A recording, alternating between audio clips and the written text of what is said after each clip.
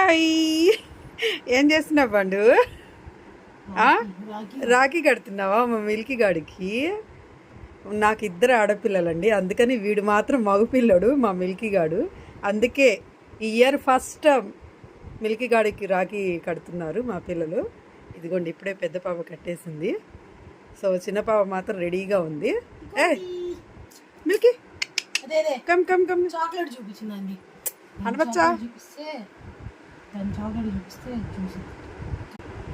చూడండి ఎలా తిరిగిద్దు. ఎంత ఇష్టమో దానికి. నజ్జురామ్మ. హాయ్ మిల్కీగా, నీకు 2 రాఖీలు వచ్చినాయిరా మా మిల్కీ గాడికి.